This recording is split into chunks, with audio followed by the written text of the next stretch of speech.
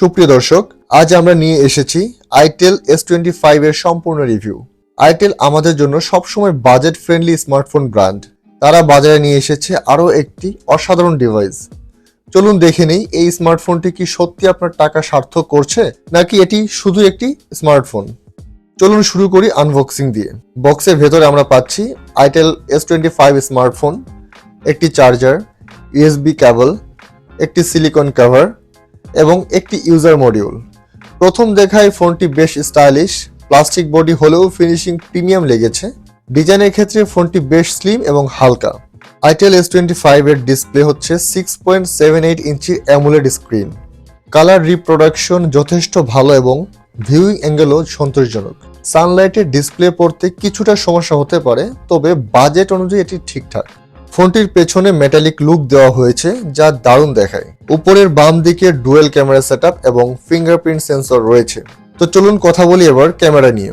Itel S25 এ রয়েছে 50 megapixel primary camera এবং একটি AI লেন্স। সামনের দিকে 32 মেগাপিক্সেলের সেলফি ক্যামেরা। আমরা কিছু ছবি তুলেছি এবং বলতেই হবে দিনের আলোতে ফটো কোয়ালিটি বেশ ভালো, তবে কম আলোতে কিছুটা গ্রেইনি হয়।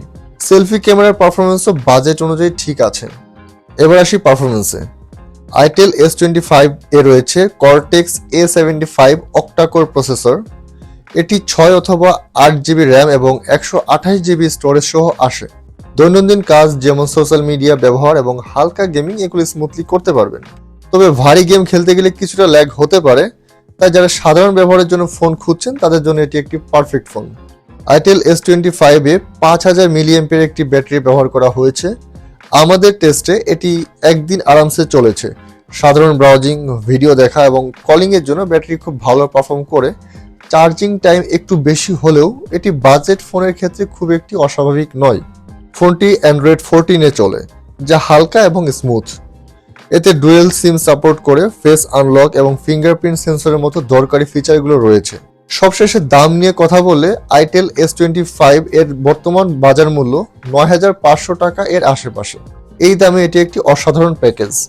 এখন প্রশ্ন হলো ফোনটি কেন কিনবেন? অবশ্যই ভালো ডিজাইন, দীর্ঘস্থায়ী ব্যাটারি, সাধারণ ব্যবহারের জন্য মানানসই পারফরমেন্স এবং অবশ্যই প্রাইসের ক্ষেত্রে এফোর্ডেবল। কেন এড়িয়ে চলবেন? হেভি গেমিং এর জন্য ফোনটি আদর্শ নয়, ক্যামেরা লো লাইটে তেমন ভালো নয়। এটি একটি আদর্শ বাজেট স্মার্টফোন, বিশেষ করে যারা হালকা ব্যবহারের জন্য একটি নির্ভরযোগ্য ডিভাইস খুঁজছেন, ফোনটি তাদের জন্য আদর্শ। তো ভিউয়ার্স, এটাই ছিল আইটেল S25 এর পুরো রিভিউ। আপনারা যদি আরো এমন রিভিউ পেতে চান আমাদের চ্যানেলটি সাবস্ক্রাইব করুন, লাইক দিন এবং কমেন্টে জানান আপনার মতামত। পরবর্তী ভিডিওতে আবারও দেখা হচ্ছে। ততক্ষণ ভালো থাকবেন। ধন্যবাদ। আসসালামু আলাইকুম।